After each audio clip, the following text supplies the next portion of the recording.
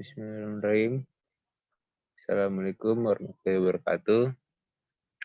Kami dari kelompok 8 akan mempresentasikan tentang penyusunan kutipan. Saya Ardiko Prasetyo. Saya Ahmad Farhan.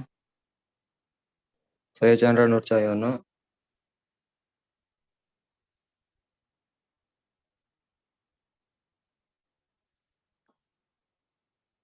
Pengertian kutipan. Kutipan adalah gagasan, ide, pendapat yang diambil dari berbagai sumber. Proses pengambilan gagasan itu disebut mengutip. Gagasan tersebut bisa diambil dari kamus, ensiklopedi, artikel, laporan, buku, majalah, internet, dan lain sebagainya. Fungsi kutipan untuk menunjang fungsi kutipan itu ada dua. Untuk menunjang fakta, konsep, gagasan, atau untuk memberikan informasi tentang sumber data, gagasan, dan lain yang relevan.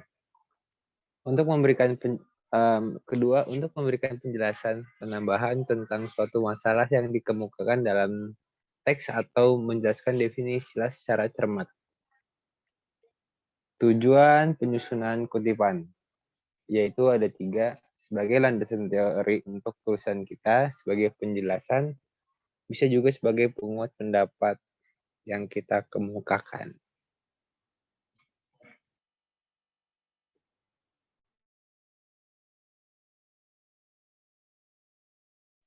Prinsip-prinsip kutipan.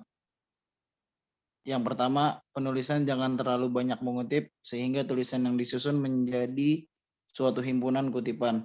Ingat, mengutip hanya menjadi bukti penunjang pendapat penulis. Yang kedua, kutipan dianggap benar jika penulis menunjukkan tempat atau asal kutipan sehingga pembaca dapat mencocokkan kutipan dengan sumber aslinya. Yang ketiga, kutipan hendaknya diambil seperlunya agar tidak merusak uraian sebenarnya. Yang keempat, kutipan yang panjang sebaiknya dimasukkan dalam lampiran. Next. Jenis-jenis kutipan. Jenis kutipan itu ada 2. Yang pertama, kutipan langsung dan yang tidak langsung. Kalau yang langsung adalah kalimat berupa kalimat tanpa mengubah dari aslinya. Kalau yang tidak langsung itu kutipan dengan mengutip kalimat kembali dengan cara memparafrase kalimat tersebut yang berbeda dari sumber asalnya, namun tidak mengubah makna pada kalimat tersebut. Terus juga kutipan yang panjangnya 4 baris, terus kutipan yang panjangnya terdiri 4 baris atau lebih. Next. Contoh kutipan langsung dan tidak langsung. Kalau yang kutipan langsung ada 2. Yang pertama, hal ini seperti dikemukakan oleh T.S. Eliot bahwa bila kritikus terlalu memecah-mecah saja dan tidak mengambil sikap yang dimaksud penyairnya, atau yaitu sarana-sarana kepuitisan itu dimaksudkan untuk mendapatkan jaringan efek puitis, maka kritikus cenderung mengosongkan arti sajak. Menurut Sakawarsini Jelantik, tujuan dari diplomasi adalah untuk mencapai kepentingan nasional negara, sehingga diplomat akan saling tukar-menukar informasi secara terus-menerus dengan lain atau rakyat di negara lain. Kalau yang kutipan tidak langsung, menurut Nicholas J. Gould, ada 5 komponen penting untuk pembuatan diplomasi publik. Salah satunya adalah diplomasi budaya atau upaya untuk membuat sumber daya budaya dan prestasi negara semakin dikenal di luar negeri. Kraft berpendapat bahwa argumentasi merupakan pendapat yang disampaikan secara lisan ataupun tertulis untuk meyakinkan pendapat yang diutarakan dan dapat mempengaruhi keyakinan orang lain. Next.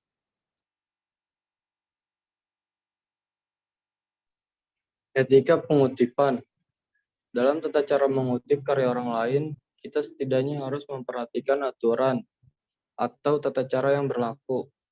Kutipan ini dapat berupa tulisan-tulisan buku, majalah, surat kabar, gambar, ataupun foto. e-book dan sumber atau media lainnya. Sesuai dengan pasal 14 UU nomor 19 tahun 2002 C, tidak dianggap sebagai pelanggaran hak cipta apabila pengambilan berita aktual baik seluruhnya maupun sebagian dari kantor berita, lembaga penyiaran atau surat kabar ataupun sumber sejenis lainnya. Dengan ketentuan sumbernya harus disebutkan secara lengkap.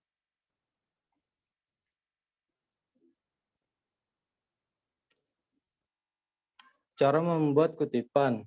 Cara penulisan sumber kutipan dari berbagai sumber. Pertama, buku.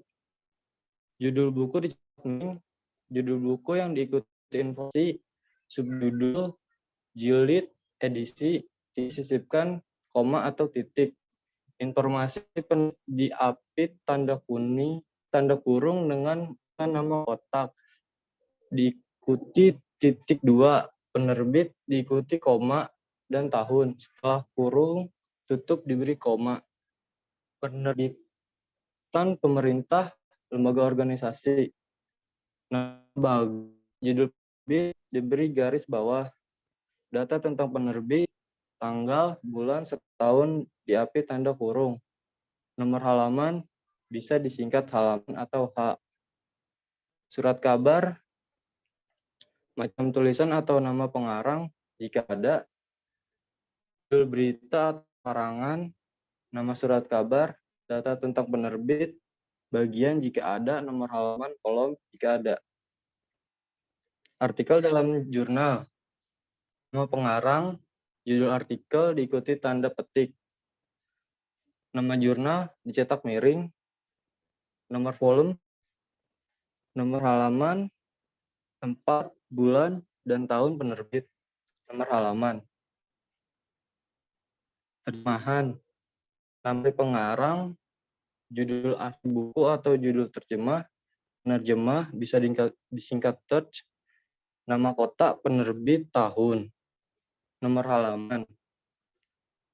Majalah, pengarang, judul artikel, diapit tanda petik, nama majalah dicetak miring, koma diletakkan sebelum tanda petik terakhir. Nomor dan tanggal penerbit, nomor halaman.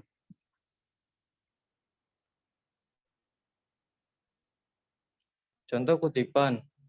Peningkatan yang sama juga dialami oleh perusahaan komputer compact, yaitu berkisar 50% sampai 57% pada akhir bulan Maret 1999.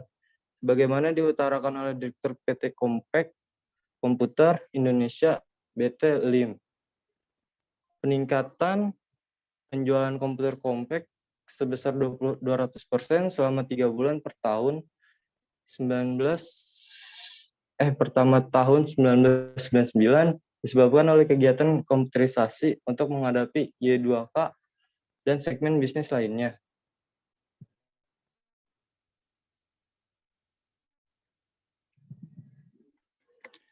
Kesimpulan, kutipan merupakan pinjaman kalimat atau pendapat dari seorang pengarang atau pengucap pengarang yang terkenal baik yang terdapat dalam buku ataupun majalah. Contoh mengutip terbagi menjadi 2, yaitu kutipan langsung, kutipan tidak langsung. Dalam pencantuman sumber rujukan dapat ditulis dengan menggunakan catatan dalam tubuh, body note, maupun catatan toko, footnote. Unsur penulis body note yaitu nama pengarang, tahun, dan halaman. Sedangkan footnote adalah nama pengarang, judul, data, kepustakaan, dan halaman.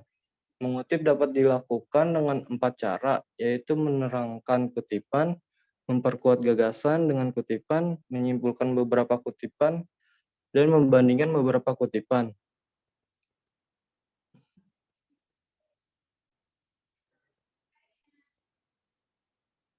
Ya, sekian dari kelompok kami. Apabila ada salah kata, mohon maaf. Assalamualaikum warahmatullahi wabarakatuh.